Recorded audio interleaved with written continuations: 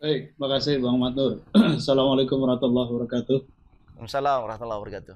Selamat sore dan salam sejahtera untuk kita semua. Bismillah, alhamdulillah, salatu wassalamu ala rasulillah wa ala alihi wa sahbihi wa wala. Recording in progress. Dan saya hormati para narasumber, ada Dr. Tuku Reza Shah dari Unpad. Terima kasih Hatur Nuhun, sudah jauh-jauh dari Bandung, berkenan mendatangi Gelora Media Center.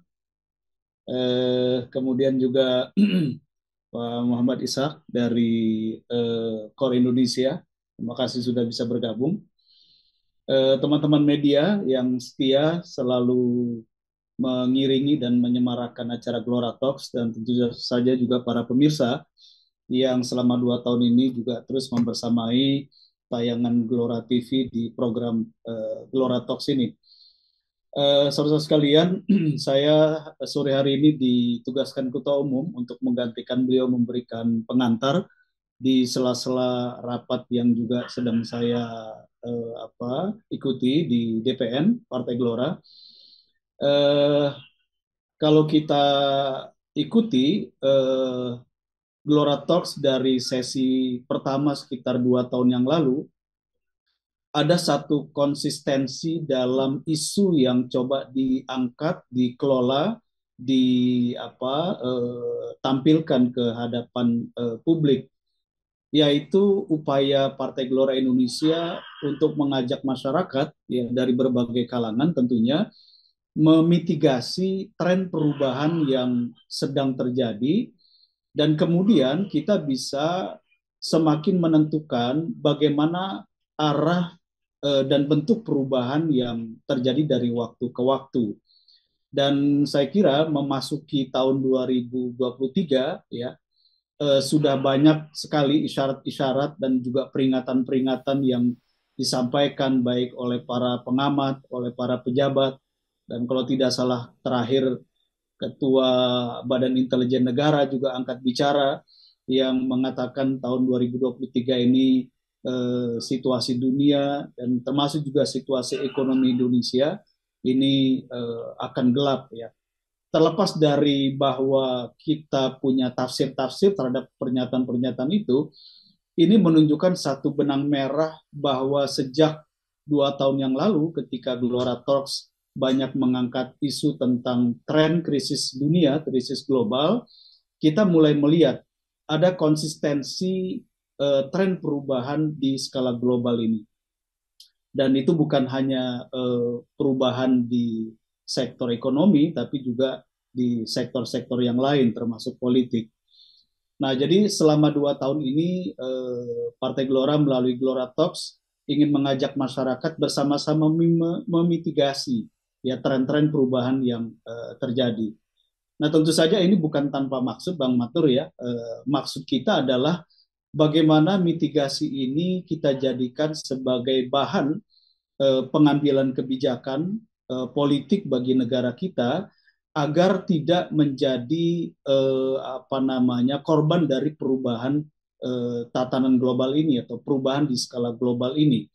Dan saya kira kalau kita lihat polanya, perubahan-perubahan yang sedang terjadi ini kan diwarnai juga oleh perang eksistensi dari kekuatan-kekuatan global.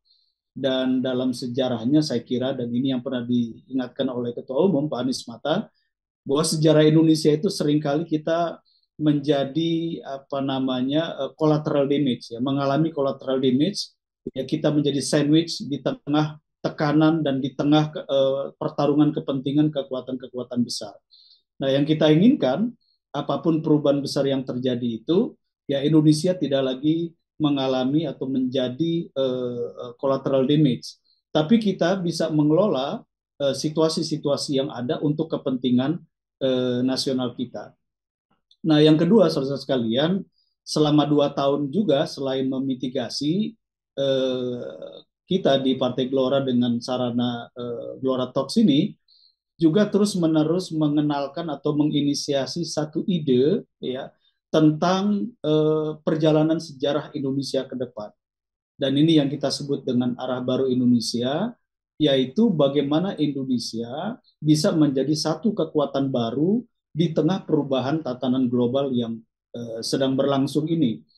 Dan saya ingat betul ketika beberapa kali kita berdiskusi dengan elit politik di pemerintahan, termasuk dengan Presiden Jokowi juga, ada satu statement dari Presiden Jokowi pada pidato 15 Agustus 2022 yang lalu, di mana beliau mengatakan bagaimana kita sebagai negara di Indonesia ini bisa membajak krisis global ya untuk melakukan lompatan besar.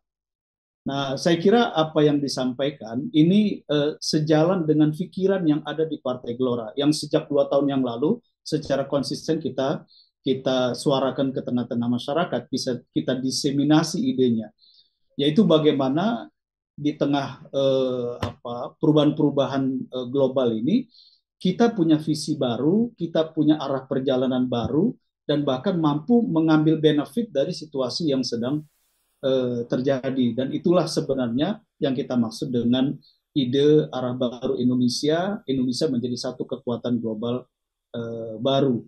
Nah, jadi saya hanya ingin mengingatkan kita semua kembali bahwa sejak 2 tahun yang lalu Gelora Talks punya konsistensi mengangkat tema besar ini. Memang di satu sisi tema ini sangat elitis, ya, sangat berat, ya.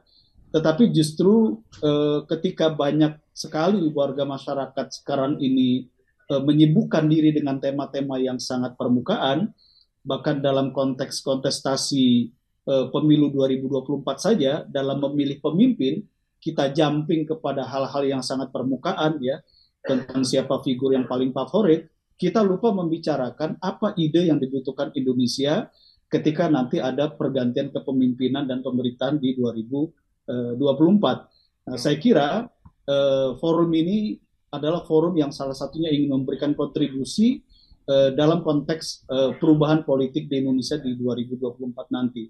Bahwa Indonesia perlu ide-ide baru, dan siapapun nanti partai politik yang berkontestasi, termasuk capres dan cawapres yang berkontestasi, dia memang punya ide yang ditawarkan untuk membawa Indonesia melampaui fase krisis ini, dan kemudian kita bisa melakukan lompatan besar sebagai negara maju baru, sebagai kekuatan global baru. Dan oleh karena itu saya atas nama DPM Partai Gelora sangat berterima kasih kepada narasumber Pak Teguh Faizasa yang sudah beberapa kali hadir di forum ini, ya. Kemudian juga Pak Iska yang juga saya tidak tahu ini sekali atau sudah beberapa kali hadir. Jadi mudah-mudahan bisa ikut berkontribusi di dalam menyemai benih-benih ide yang dibutuhkan bagi kemajuan Indonesia ke depan setelah kita mampu mengelola situasi krisis global yang juga kita rasakan secara domestik ini. Saya kira itu yang bisa saya berikan pengantar, Pak Matur. Siap. Dan saya minta izin karena saya sepertinya harus melanjutkan rapat di ruang sebelah, jadi saya akan tetap monitor dan tidak bisa ikut menemani sampai akhir, ya. Baik. Sekali lagi saya ucapkan terima kasih banyak dan selamat menikmati Gelora Talks edisi yang ke-78. Assalamualaikum warahmatullahi wabarakatuh.